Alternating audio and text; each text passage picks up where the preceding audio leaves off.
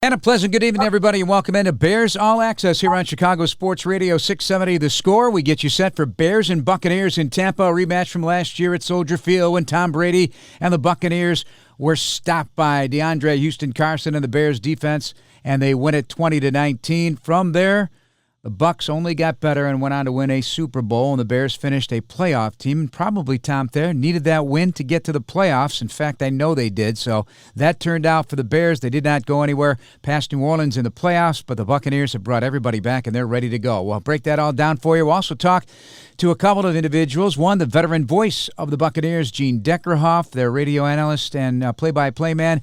And then we'll also be joined by Khalil Herbert, the Bears' sixth-round running back. Tom, how you doing, and where you at on where the Bears are at 3-3 after that loss to the Packers, headed down to Tampa? You know, there's still lingering effects from getting beat by Green Bay Packers.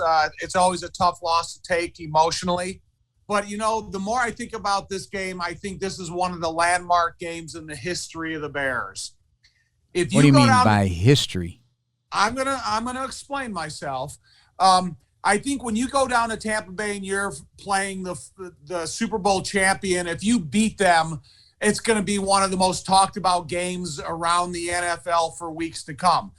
Jeff, since the beginning of the week, we've been 12.5-point underdogs. It could be a landmark game and maybe one of the worst defeats ever. So I just look at the opposite end of the spectrum here.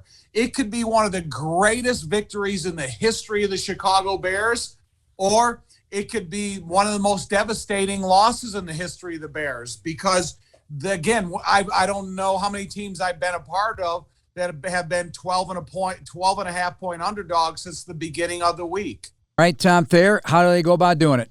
You got to focus all your attention on making it the most possible uncomfortable afternoon for Tom Brady you can possibly put on his shoulders. You know, Tom Brady is not elusive. He's not going to run outside the pocket. He's going to recognize your defense and try to attack it immediately. You got to make that phone booth size area very uncomfortable. If he's trying to follow through, Akeem Hicks has got to be pushing an offensive lineman into his lap or any of the defensive linemen. If he's going to try to set back there, one of those outside rushers has to get near his feet. They just have to make it uncomfortable for him. If you can disrupt his timing, that's where you're going to get that interception. That's where you're going to get that big incompletion. So it's about how you attack Tom Brady. And it's very difficult to do. Even watching him against the Eagles, he just hangs in that pocket as long as he possibly can, and he knows exactly where to go with the football. He gets rid of it quickly when he has to. He uses the screen game, which I think is deadly. They're using that a lot more. They'd like to go up top, but they're taking away things in that regard because they got playmakers to do it, but they lead the league in yards after the catch, and they got three outstanding receivers. All could be Pro Bowls for Antonio Brown, Chris Godwin, and Mike Evans. Sean Desai had a conversation with the media earlier today, as he does every Thursday, and one of the big topics was tackling in general. I know Eddie Jackson's gotten a lot of that to Sean Gibson at the safety position in terms of critiques, but he says this is up to him, it's up to the guys, and it's team-wide. No, I don't believe in, as a teacher, I don't believe in threatening anything. I don't think threats are the way to go, so as a leader or a teacher. Now, I think as a leader and a teacher, you got to find unique ways to teach and make sure your message is getting across to your players. We do that in a lot of different ways, whether it's in the film room or in practice, and we got to continue to do a better job of it, like I said, from a teaching and coaching perspective and an execution perspective, right? This is not just on one party in terms of player or coach. It's a collective effort, and ultimately between the lines, we got to execute. And we got to give them a chance to execute, put them in good positions, and give them the proper techniques and training. Well, Sean's deciding the coaches can try to put the players in the most perfect position they possibly can be in. However, when it comes down to a tackle, it's not, the coaches have nothing to do with it. It's about your willingness, your desire, and your commitment to make that tackle, to run through that offensive player with the football, to make sure that you're fundamentally in the right position if you're facing a running back through the line of scrimmage or a wide receiver downfield. This is about player commitment. This is coaches' preparation. Once they hand the ball off to you on that Saturday night team meeting or that Sunday morning meeting, then it's in the hands of the players. All right, so as of right now, we're not certain what the status is of Robert Quinn. What a great start to the year here, and Khalil Mack. are the most dangerous duo right now in terms of sacks in the league. They haven't had a ton of pressures. Others have had more, but they're getting big plays and getting to the quarterback, which certainly does make things more challenging for an offense. But if they don't have him, it's an opportunity for a guy like Trevis Gipson. Oh, it's the biggest opportunity in a young man's lifetime, because if Trevis Gipson's get the opportunity to go down to Tampa Bay and start a game and he gets his mitts on to Tom Brady a couple times, we talked about a landmark type of game. That could be a landmark type of performance for Trevis Gipson. And Jeff, I like him, and I like what we've seen out of him since the beginning of training camp. Now to be able to parlay that into a productive start, that could mean big things for the Bears. Buccaneers are getting some stuff done on the ground with Leonard Fournette, Ronald Jones Jr., but it's Fournette, the guy right now. The Bears' run defense did get hit a little bit by Aaron Jones and the Packers last week as the game wore on. They didn't earn that right to rush the passer, but it has to be the case against Tampa Bay, although Brady's going to throw it 40 times. They like throwing the football. That is a fact. They don't run it as much as they throw it, but that run game, they've leaned on it a little bit here. Yeah, I think it simplifies what Tom Brady has to do in order for Tampa Bay to be successful. But if you attack a running back like Leonard Fournette, how you would go up and try to attack Derrick Henry from the Tennessee Titans, you got to stop him before he starts his momentum. If you can get him to backtrack into the backfield, you will limit the success of Leonard Fournette. All right, so last year, Tristan Wirfs, the tackle for the Tampa Bay Buccaneers out of Iowa as a rookie, he gave up one sack all year, and he has not given up a sack since. The only sack was to Khalil Mack, and we remember what happened on that play afterwards. Remember Khalil tossed him up there. Check. Yeah, I mean, that was some kind of power shown by Khalil, but something like that sticks in the mind of a rookie a year ago, and now a seasoned vet and a Super Bowl champion. But overall, that offensive line has some real good, nasty guys in there, including Jensen at center. Ryan Jensen will play through into the echo of the whistle. Yeah, they kind of complement the commitment of Tom Brady. Tom Brady has high expectations on his offensive line. They need to be physical when they're run blocking, and they need protective when they're throwing the ball. So I just think that, some of these guys get a great reputation because they're playing with a quarterback as good as Tom Brady. However, when you think of Jensen, the center, and you look at the rest of those guys, they got a real nasty disposition about the way they go about their business. All right, so a lot ahead here. We'll talk to, coming up next, we'll talk to Khalil Herbert, the Bears rookie running back. And then later in the show, we'll break down the defense of the Buccaneers, coordinated by one of the best. He has done a great job over the course of his career, Todd Bowles. With Tom Thayer, I'm Jeff Joniak. This is Bears All Access, brought to you by IGS Energy. Choose clean energy for your home at IGS.com, because every good choice adds up to a better world. This is Chicago Sports Radio 670 The Score. This segment of Bears All Access is brought to you by CDW, People Who Get It, with Tom Thayer, Jeff Joniak. Pleased to be joined by sixth-round rookie running back Khalil Herbert. Playing some great football. Khalil, how you doing, man? And how much fun has this been here for the last couple of weeks? And frankly, the whole season, because it's a dream come true to make it to the NFL, and you're taking advantage of every opportunity. Yeah, it definitely is. It's great. I'm really enjoying the opportunity to be here. Play here. So just making the most of it, trying to make the most of it. One of the things I watch is this Pro Football Focus, and they do a lot of detailed analysis, and it's not always accurate in terms of how a team looks at it, but what you're getting after contact speaks to your ability as a guy that rides low to the ground, so to speak, gets small in the hole, and then can break tackles with a low center of gravity. But they have you at 2.88 average yards after contact, 6 forced missed tackles, and 108 yards total here in the last couple of weeks. Does it feel like that? Those numbers, do they reflect how you feel on the games that you've played so far? I'm not even sure. I have to go back and watch the film and count. I don't know how they're counting that stuff. But just being able to break tackles and make people miss is something we work on every day. So just going back to my roots and doing those kind of things. Well, it's pretty cool is a play you ran in the Las Vegas game where you were running up the middle and you were continuing to churn your legs, but right alongside you was Jimmy Graham, a guy that's been around for, 15 plus years now in the NFL. And, that's kind of cool, man, is when you get that immediate respect by a veteran like that to push alongside you. Yeah, it definitely is. Me and Jimmy mess around every day. But just to see how him and the tight ends, they attack blocks and, they open up big holes for me and they help out any way they can in the run game. I'm very appreciative of them. Hey, Khalil, number one, do you play fantasy football? Number two, if you don't, are your friends playing fantasy football and they got to be on you about, padding your stats to help them out? I did. I always did before, but this year, I decided to take a break. But all my friends, they play. And their last week, it was funny. They're talking about picking me up and stuff. So just listening to them is kind of funny. It's kind of surreal. Hey, I want to circle back on Jimmy Graham because that's a great topic, great story. And the reason I bring it up because the Tampa Bay Buccaneers, they set out their team notes, and you're going through all the notes, and you're seeing in big, bold colors Rob Gronkowski's career. And right there in all the career statistics is Jimmy Graham. I mean, we're talking about catches by a tight end, yards, touchdowns, red zone. I mean, you say you mess around with him every day. What's his role with that locker room? He's definitely that. You can tell he's been around a long time, but he's definitely that vet leader in the locker room. Brings along the younger guys like me. Just kind of getting used to that day-to-day stuff, taking care of my body.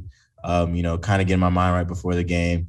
You could even see him in the interview with Mooney, the mic that with Mooney, just getting everybody ready to go. Smacked him pretty good. Energy every day. Yeah, he smacked him pretty good. Oh yeah, I don't think he liked it too much. I always think about you transferring because you really kind of go all in the poker terms when you transfer from one school to the next, and then you contribute immediately. How did that process help you be more ready for this year? Because you come in as a rookie, you see who's in front of you. You don't know how it's going to go. Then all of a sudden now you're the starting running back of the Chicago Bears. How did that going through that process of transferring and producing immediately? I say just being ready, expecting the unexpected, especially with COVID happening last year, we didn't know if we were going to have a season. So the little film that I had to produce and put something on film if we were going to play, if we were not going to play. So just really trying to produce and, expect the unexpected and be ready to go immediately when my number's called, I think. Helped me a lot. You always talk about, is this running back, his vision, this running back, can he pick up blitz? This running back, can he catch? I think you need more exposure in the passing game. You did a really nice job of the catch you made this week, converting into a first down, but it wasn't necessarily a real ready position to make the catch. So that's got to elevate your opportunities in the passing game, wouldn't you think? Oh, yeah, definitely. That's all up to coaches, but, I'm ready to – I feel like I could do everything out of the backfield. So just being ready and, getting ready for when my number's called. Khalil Herbert, our guest here on Chicago Sports Radio 670 The Score. This is Bears All Access, and it's brought to you by IGS Energy with Tom Thayer, Jeff Joniak. Khalil, I got to go talk about the number 21. It seems to be significant in your life, and you brought this up, I think, during the draft or prior to the draft, but you always wore number 21 because, if I'm not mistaken, LaDainian Tomlinson, right? Yeah. And what did you love about his play? Obviously the Hall of Fame back, so I think you guys are pretty similar in height and weight too. Just his ability to do everything, short yardage. He could take the ball the distance. He could catch the ball at the backfield, pick up blitzes. Just whatever you needed him to do, he was able to do it, and he did it at a high level. So just really that, and a lot of his moves, he did some stuff that a lot of people can't replicate. So, and still, to this day, a classy guy, a guy who's humble, and despite being in the Hall of Fame, do you still pop on his tape every now and again just for kicks? Definitely. Just if I'm wondering what I can do to set somebody up on a route, or if I'm one-on-one with somebody in space, just trying to add different things to my game that he may have used to help me out. Here's the other weird thing. So if you're a numbers guy like me, I find it interesting. So you were born on the 21st, correct? You wore 21, and you were picked 2-1-17. I know you like to be a lot higher, but did you?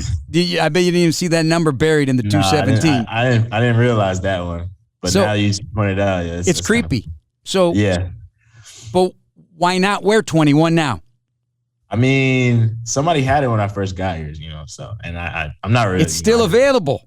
I just took the number that they gave me. I kind of like the 2-4 now, it's growing on me. I like it. So I'm gonna stick with it. Right. Commit to the number, man. It's got a lot of years in there for you, so you could always make the change, but this is what you got. Kind of an aggravating question. So, all right, I'm a Bears alumni. You're a Bears player. I'm a season ticket holder. I grew up in Chicagoland my whole life, and I've been a Bears fan. So when I see Rodgers, what he said in the end zone, and then I see it carried over to Tom Brady, to me, it frustrates me because I don't want the Bears to be the butt of anybody's joke. Do you guys talk about that? Do you not pay attention to it? Is it a topic inside the locker room that says, hey, man, we got to right the ship? I don't know what happened with Tom Brady, but from Rodgers, yeah, that's something that, we try not to let happen. We definitely try to fix that and change that so things like that can't be said. We don't want to be taken as a joke to anybody. So it's definitely something, we take with a grain of salt, and we try to, come back and, hopefully next time we play them, we'll be ready. So at this stage of your young career, you look into the eyes of a guy like Jason Peters. You think, man, this guy's 39 years old. He's seen everything in football. Do you ever, have a question or an opportunity to talk to him, to pick his brain about something that may be so far in the future for you? Yeah, especially, with Pass Pro, just, seeing what he sees, really just any type of advice I can get, I try and, pick his brain, and he's great with helping me out, slowing things down for me and allowing me to know who I got, or, be aware of certain things that he might point out for me, just to help me play fast and pick things up. Honestly, it's like a coach on the field, and not a bad guy to run behind her on that definitely. Left side, right? Yep, definitely. Yeah. Khalil Herbert, our guest. We're going to step away, take our first break here on Chicago Sports Radio 670 The Score. Welcome back to Bears All Access here on Chicago Sports Radio 670 The Score. This segment of Bears All Access brought to you by Athletico Physical Therapy. Visit athletico.com to request an appointment in clinic or virtually and start feeling better tomorrow. Joined by Khalil Herbert, the Bears rookie running back. I'm no longer even going to put a round on you, because once you're here, it doesn't matter. And you are proving that every single day, starting out with a kick return game and finding a way to get on the field. And that's really the first step in the process, isn't it? Finding a way to get on the field and impressing your coaches. And they all tell me how hard you work every day. One of the first guys in here, always on the field, working extra. I mean, that's something that you're born with, I feel. It's not something that you just automatically show up and do. Hey, some guys do, but it sounds like this is always what you've always been about. Yeah, I feel like that's how I got here. I was never like the most talented, this freakish athlete. I just always had to put in extra work and always had to do things, when people aren't watching to be where I am today. So just continuing it with that mindset and, trying to get better every day, trying to find something that I could get better at each day, it's helping me out. So. Khalil, when Jeff and I saw you for the first time out of practice, you had development that you're either naturally gifted or you're dedicated to the weight room. When we see it from the outside, what is it? Is it just something you've been blessed with, or are you a weight room guy from years back? Definitely a weight room guy. When I was younger, I was chubby. I played O-line in Little League. So just continuing to, lose that and keep my weight off and lift weights is something that's helped me out a lot. So just definitely weight room guy. It's something I pride myself on. And, I feel like I love to lift, especially squats. So. Yeah, I was going to ask you, do you have a favorite lift? Yeah. That's squat. It. Why? Right. I don't know. Something about it, I don't know. We had big squat Fridays at my school, and it was this whole big thing. So it was fun. What's your PR? What did I squat? We did 2 rep maxes. So I think I did 535 twice. Oh, very good. Yeah. It's a lot of weight. You're moving a lot of weight. Hey, Khalil, I would just want to ask you a question about your kickoff return experience.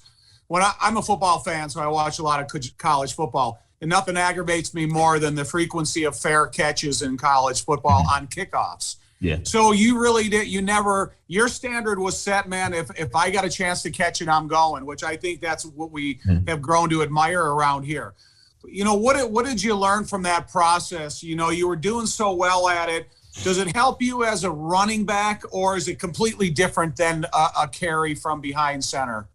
I feel like it definitely helps. Just especially that was my kind of first taste of real NFL speed and the real NFL game. Just getting a feel for that speed, getting a feel, taking those hits. So just getting me ready for when I'm behind center. Just knowing what it feels like to be in an NFL game. So I say from that standpoint, it does. And then it's kind of just like running the ball inside zone. how we block things. So, well, then backtracking, I don't know if you're a fan of college football. If you were in college and you had kickoff return opportunities, would you be a fair catcher, or would you be a guy that would take it off? Oh no, I'm taking it out every time. And all right, especially at VT, my coach, he was very aggressive, and he's like, if you're able to catch it, bring it out. So, I feel like Coach Thayer has the same mindset, and I feel like we do a really good job on return blocking. So, Khalil Herbert, our guest here on Chicago Sports Radio 670 The Score. I don't know if you watch College Game Day before your day gets started, but to me it's one of the best shows on television. But last weekend they had J.J. Weaver of Kentucky. Have you seen this feature that they did on him? Because he was born with 6 fingers on his right hand. We know your story. You're born with 12 fingers. You have a 6th toe on the left foot. 3 are webbed. And the feature was about the abuse he took as a kid.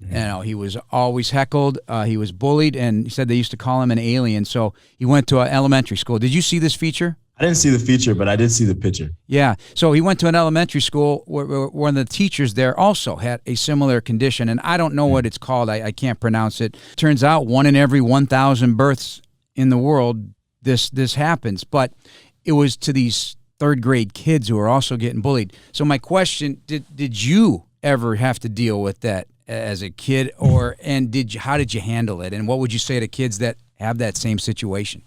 Yeah, I did. But when I was younger, a lot of the time, especially in Florida, like if somebody says something to you, you just gotta figure out a way to say something back, or like something happens. But you mean you took care of business? You threw him out of the club, right? But as I got older, I kind of realized that it's something special about me. Not many people have the same thing, so I kind of took pride in it and realized that I'm unique in a different way. So that's how I'd say people to think of that. It's just you're different in a good way. So. Hey, Khalil, when you get ready to go into this atmosphere that you're going to be down in Tampa Bay, it's going to be another hostile environment. It's going to be tough to hear at the line of scrimmage. How has that timing been between basically where it transfers from Sam Mustipher to the quarterback to you, depending upon your role per play? Has the volume of crowds been, affected you at all? Or is it just, you wait for the momentum of the play to start and then get going? I don't think it's messed me up at all, really. We do a great job in practice of communicating and practicing under loud volumes, and they blast the speaker at practice. So we have to practice communicating in that type of scenario. But, the O-line does a great job of communicating to me and Justin, and relaying whatever is going on up front. So we're able to, get the play off in time and have a successful play. Khalil, Jeff will not give me any respect for the next topic I'm going to bring up, because as an offensive lineman, we used to play down in Tampa every year. And the first thing I did, I would look up, when do we play them and how hot is it going to be? And so I look up, it's 86 degrees for a high. It's after the game. Is that completely out of your mind, or do you ever think of those types of football issues? I mean, I'm from Florida, so I love that. Right. I love that. But no, I never did think about it, but it's, guys are hydrating, getting ready for that heat. I don't think you ever really could get ready for it. You just got to be hydrated, and, it's a mind thing. Well, he'll think about the snow maybe, right? Yeah, that's a different scenario. Have you played in a snow game in your life? I've played when not deep snow, but I played when it's been snowing, but I played in really cold games too. So. Yeah, well, get ready. That's coming. Right. That is coming. The wind whips off of Lake Michigan pretty good there in Soldier Field, as you're going to find out. You build up a resistance to it. Yep. Couple things, and then we'll let you go. We like to have fun with the guys, and we'll do a 5-pack of interesting questions. Whatever pops in your mind, let it rip. But before I do that, I got to go back to your English teacher 5 years ago before the draft. I think it's a fantastic story. She had you write letters to yourself where you might be in 5 years. Without knowing all the details of that letter you wrote to yourself, I'm sure it was a list of goals. One of them was being in the NFL. So now, does it give you goosebumps, that letter came to fruition? It definitely does. It's something I forgot about. And I got in the mail, and I didn't even know. I'm like, who is this? But My dad and my stepmom, they decided that they were gonna wait to read it till draft day. So I didn't even read it. I had got it a couple months before when I was training back home, and I didn't even read it. So I completely had forgot about it, and then they brought it out. So it was kind of surreal, and it's one of those things, you just keep in mind as you go through day to day, and it gets a little hard. This is something you always dreamed of being here. Don't take it for granted. It's a blessing. So maybe you'll keep writing yourself letters every 5 years. Yeah. Right. I meant to do another one for another 5 years. I haven't done it yet, but yeah. I'll get to it. Yeah. All right, here we go. First of the 5. Okay. Most embarrassing moment of your life. Most embarrassing. Dang. And maybe you're lucky enough to never have had one. No, I can't think of one. Most embarrassing moment. We'll pass. Yeah. All right. If not football, what I'd like to be? I'd probably run track. Favorite book? The Bible. There you go. Hey, you know what? I'm still waiting. I read one book like every 10 years. So any hobby? Any hobbies? Probably just games. I really just watch TV and movies a lot. There you go. And then your most memorable moment? Most memorable moment? Probably beating UVA at VT. All right, back to the college game. Hopefully you make many, many, many big moments here in the National Football League. We appreciate all your time, and thank you for joining us. Continued success, Khalil. Thank you. Appreciate it. Thank Bears you. and Buccaneers on Sunday. It's in Tampa. Khalil Herbert, a big part of that picture for the Bears offense. Coming up next, we had a bird's eye view of the Bucs from their veteran play-by-play voice, Gene Deckerhoff. It's all just ahead with Tom Thayer. I'm Jeff Joniak, and this is Chicago Sports Radio 670 The Score. Welcome back to Bears All Access. It's brought to you by IGS Energy here on Chicago Sports Radio 670 The Score. Pleased to be joined by the veteran voice of the Tampa Bay Buccaneers, the inimitable Gene Deckerhoff. 1989, I believe it started. He's also the voice of Florida State Seminole football and basketball. I think that started in 1979 with Tom Thayer. I'm Jeff Joniak. Gene, do I have the numbers right? Yeah, the numbers are right on target. I started basketball in '74 at Florida State, and then 5 years later started FSU football. Then 10 years after that, Tampa Bay Buccaneers come a-calling, and we've been able to put together Saturday, Sunday weekends for the last 33 years, and I cross my fingers and say a little prayer, Jeff, because, airline travel is not what it used to be. No, it's not, and we're experiencing it for the first time flying without the charter. We didn't go anywhere last year except driving up to Detroit. So my guy Tommy's lost all his hair because of commercial travel. So it's been a challenge, but United's taking good care of us. So hopefully, knock on wood. I don't know how you've pulled it off, Gene. How have you done this over all these years about the dual weekend trips? It's been tough. The trip to London has always been especially tough. I did one quarter of a Clemson Florida State game 2 years ago, and then got on a little plane, flew to Atlanta, caught on the big plane, and flew to London, and arrived at Tottenham Hotspur Arena about an hour before kickoff. So that was one of the toughest. Hey, Tom, stay out of middle seats on airplanes. Talk to the general manager of your network and be sure to get a first class seat, will you? Your hair will grow back, Tom. I promise you.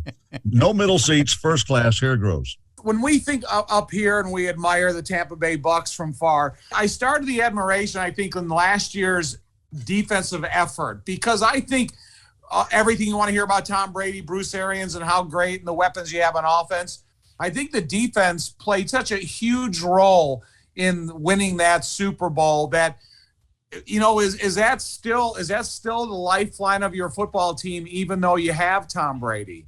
Well, Tom Brady, it begins with Tom, and he's the GOAT. He is the absolute. It is almost. He's surgical, and at 44 years old, he plays like he's 22, and he is the reason why the Buccaneers won Super Bowl 55, and the reason why the Buccaneers are 5-1. Without Tom Brady, we're probably average, even though the defense is exceptionally good. Defending the pass has been a problem this year because of injuries. Our defensive numbers would be a whole lot better if we could stop other teams' passing attack. But when you lose Sean Murphy Bunting in the first game, Carlton Davis goes out. We played the last two games without Antoine Winfield. Those are our three best defensive backs. And then we pick up Richard Sherman, who comes up with a hamstring issue. So the Buccaneers, we may be last in the league in defending the pass all season long until we get some healthy bodies back there. The linebacker crew, I wouldn't trade them for anybody in the world. They look like those Chicago Bears linebackers crews in days gone by. But Devin White is the real deal. And Levante David, he's He's hampered with a high ankle injury, although Coach Bruce Arians said in his presser on Tuesday that he has hopes he might be able to play. But those two together are as good as any tandem of inside linebackers in the conference. And what we're trying to figure out with that front five, why we can't get more sacks. We should have double the sacks that the Buccaneers have had. Maybe it has to do with the quarterbacks we have faced, but your mobile quarterbacks, tough to sack. And, by the time you get up to them, it's like, watch Patrick Mahomes. Every time he's almost sacked, he throws the ball away. And so that may be the reason why our sack numbers are down, but it should be way up there. But, the secondary is going to be, I hate to use the term Achilles heel because we have a tight end coming back off an Achilles injury, but that's the Achilles heel of the Buccaneer defense. You talked about the quarterbacks you faced so far, but what about the quarterback you're going to face this week? Because opposite end of the spectrum, where you have a rookie that's trying to develop his skills along the way. I mean, is this the perfect quarterback for your defense to play against under these circumstances? Well, I don't know if there's the only quarterback that's beaten the Buccaneers. There's Matthew Stafford. He's like a statue back there. He's not mobile, but he's the quarterback that beat the Buccaneers. We both have played. Bears have played, and the Bucs have played. The LA Rams, they beat us. It was really a 2-touchdown score. They beat the Bears obviously handily at Los Angeles. That's a tough venue to go in and win, particularly when you have to go East Coast or the Midwest to the far west, I'd call it. But that's the only loss the Bucs have, and at 5-1, the Bucs have never been 6-1. A chance to do that on Sunday, so the Bucs will give the Bears a really good fight, I would imagine. And by the way, I have a feeling the memes are all over the place in Chicagoland about what down is it? Is it third down, fourth down? Is it the fifth down? I'm sure that's flying around because I'll promise you this: Tom Brady has not forgotten that he forgot what down it was, and that was one of those nail biters. We won games like that last year, and for some reason on that Thursday night at Chicago, number one, we turned the ball over. Number two, we had about 1 million penalties. If we'd had one more penalty, that put the whole team in jail. But those were the reasons why we lose 20-19. And, oh, by the way, Jimmy Graham does his thing. He always beats the Bucs. And Nick Foles, for some reason, has I promise you, he's got a winning record over the Bucs. Well, I had a fear that Brady is not going to forget that. He's 5-1 against the Bears, and the only loss was last year. Right. He's going to remember that one for sure. Gene Deckerhoff, our guest here on Chicago Sports Radio 670 The Score. This is Bears All Access, brought to you by IGS Energy with Tom Thayer. I'm Jeff Joniak. Let's talk more about Brady, because there's one ball, but there's many weapons, and that's always a fear when you have a team with a lot of great players, and especially at that receiver position, they've got some big egos. Not necessarily your guys down in Tampa, but in general, we've experienced that over the course of time. But he is, as you say, surgically deciphering exactly what defenses are trying to do, but he's extremely accurate right now, and they're basically letting him pick away because they're not allowing you to get the big play. They're playing defense with everything in front of them, but you're making everybody happy. He's spreading it around almost perfectly across the board. How do you account for that? Well, Jeff and Tom, there's a reason why everybody that started against the Kansas City Chiefs in Super Bowl 55 re-signed to play with the Buccaneers this year. That's unheard of. Generally, you lose 4 or 5 guys, they take the big money, go as a free agent. Don't blame them.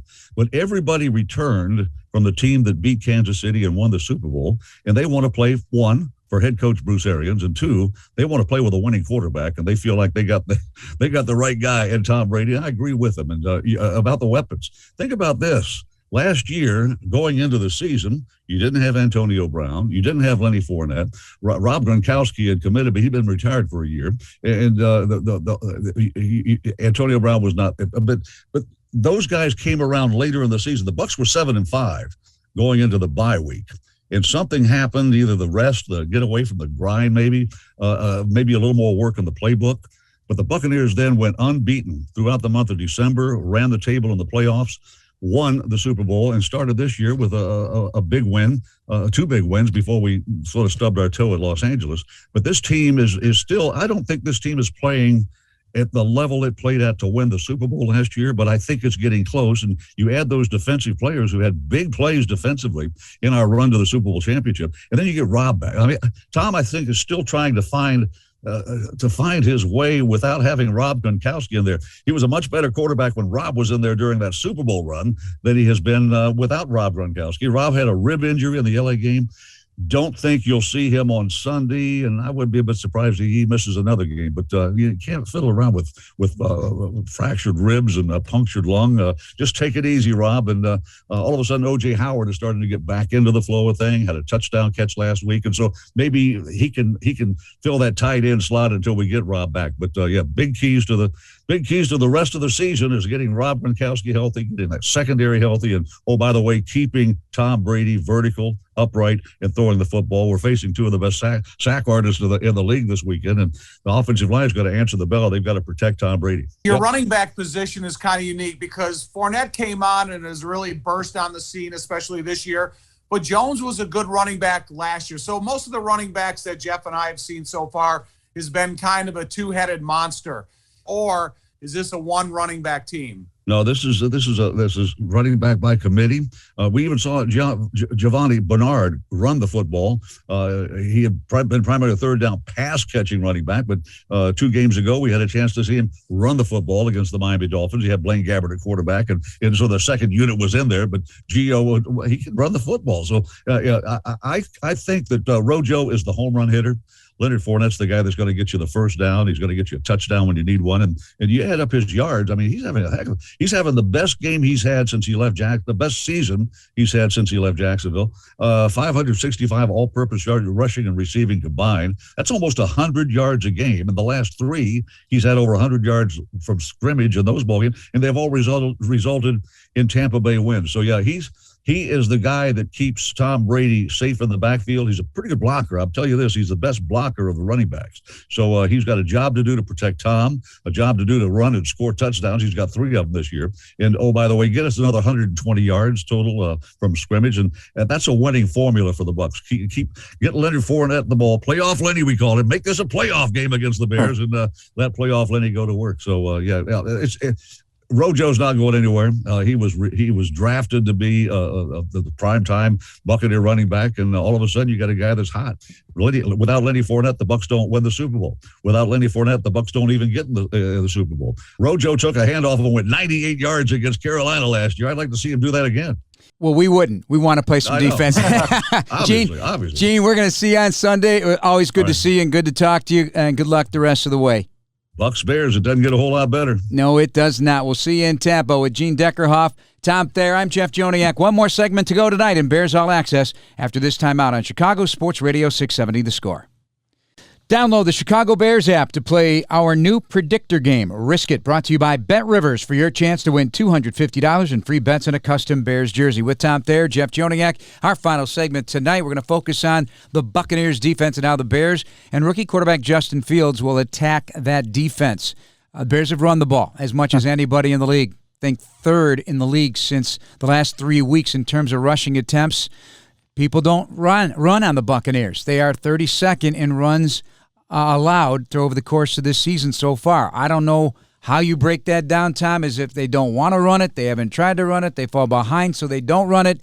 But teams are not running on the Buccaneers. Is it out of fear? Is it out of fear that there's no way you can do it because you got the big guy Vita Vea in there and Ndamukong Suh and that aggressive front? I think it's a combination of both. I think when you talk about Vita Vea and Ndamukong Suh, there's a lot of power up front. So to me, if I was going to run the ball, I wouldn't run directly at him.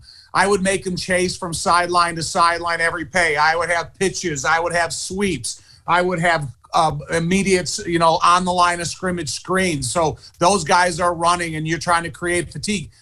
But Jeff, is so inviting to throw the ball downfield because they've had so many injury issues in the defensive backfield. So I think some of these great inventors of offensive game plans, they look at, oh my God, they got 3rd stringers. They got a 37-year-old guy they picked off on the street and inserted him in the starting lineup, talking about Richard Sherman, who's injured. So it's inviting for these guys to say, okay, we can protect, man. We can beat these guys downfield. And so it's just that invitation. You can answer it, but you still got to run. All right, offensive coordinator Bill Lazor talking about Vita Vea earlier on Thursday. Oh, just such a great job holding the point in the run game. I mean, he's usually when you double team someone, you feel like, well, if we double team him, at least we can get a little bit of movement. We can control him. It's just a matter of how long do we have to stay on to get it before someone can get up to the linebacker. But he can destroy double teams so well that it's hard to get off for the linebackers. And then in the pass game, I think he has a rare ability to push the pocket. You've played against guys like this. How difficult would it be to churn out Vita Vea and make sure he doesn't get off of those double teams? Well, I'm not going to, if I have 40 running plays during the course of the game, 30 of them aren't going to be point of attack Vita Vea. My point of attack is going to be Adama Su'A to the outside. So, when you're talking about sustaining a double team, you're not talking about a half-hour job. You're talking about maybe 2.5 seconds to make sure you stabilize him and get that next block to the second level. So it's not unrealistically it can be done. However, you're not going to move him a significant amount of space if you do double team him, but that's not what his job is. His job is just to hold the point of attack. Suffered a nasty injury in Week 5 last year at Soldier Field. Yeah. Found a way, though, to come back to play 2 playoff games, including the Super Bowl. Justin Fields, the rookie quarterback, getting the start once again. He'll be facing a blitz-happy defense, a pressure-packed defense.